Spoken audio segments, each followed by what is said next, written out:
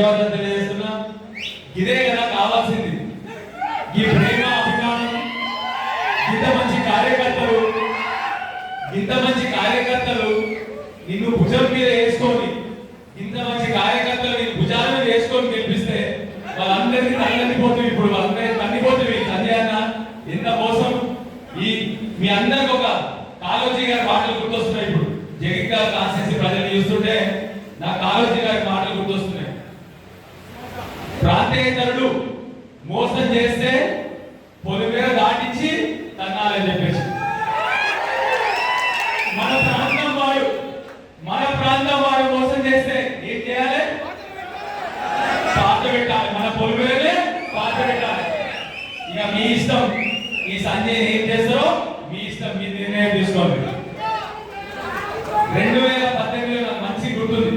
2014 నుంచి 18 వరకు కవితమ్మ గారు నాకు ఎంపీ అవ్వదు. నిజామాబాద్ నుంచి బయలుదేరితే డైరెక్ట్ జగిత్యాల వస్తుండే.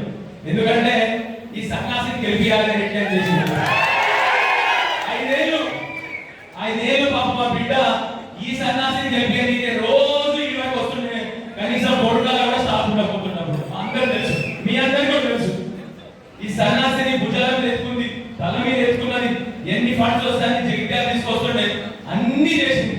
ఎలక్షన్ గెలిపించిందా లేదా? మళ్ళీ ఒక కష్టపడి మళ్ళీ గెలిపించింది. ఆర్థికంగా కూడా మా కేటీఆర్ సార్ మొత్తం ఆర్థికంగా కూడా సాయం చేసింది. ఆయన జగన్ రూపాయి ఖర్చు. అట్లాంటి వాడు ఇవాళ బిడ్డ జైలు ఉంది. ఎక్కడుంది బిడ్డ? జైలు ఉంది. మరి ఏం చేయాలి అని చెప్పండి. మీరు ఏం చేయాలి? ఏం చేయాలి అని నిజంగా చెప్తున్నా. గత వారం క్రితం నేను కూడా చాలా బాధపడ్డా. ఏమని బాధపడ్డా అంటే, ఇట్లాంటి దుర్మార్గులతో, ఇట్లాంటి రాజకీయ నాయకులు నా సహచర ఎమ్మెల్యేలా నాకు ఈ రాజకీయం అవసరమా? మళ్ళీ పోయి మంచిగా ఉద్యోగం ఉంది, మంచిగా చేస్తున్నామని బాధపడ్డా. కానీ తర్వాత ఆ బాధను దిగమింగుకొని ఒక నిర్ణయం తీసుకున్నా. నా కార్యకర్తల కోసం, మా తెలంగాణ బిడ్డల కోసం నిలబడి కొట్టాక ఇట్లాంటి తగిన కొట్టాలని నిర్ణయం తీసుకున్నా. ఈ 100% మీ అందరికీ చెప్తాను. ఇక్కడ మీరు ఏ రోజు పిలిచినా, ఏ అవసరం వచ్చినా, ఏ కష్టం వచ్చినా నాకు ఫోన్ చేయండి. 100% నా కొడుకు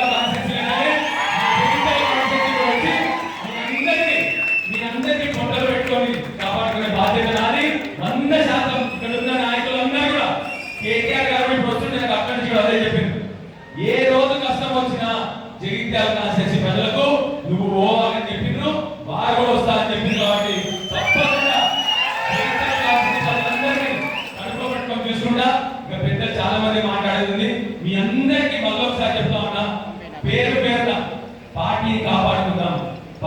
అసలైన తొలి వెలుగు. ఫాలో వాట్సాప్ @తొలి వెలుగు official.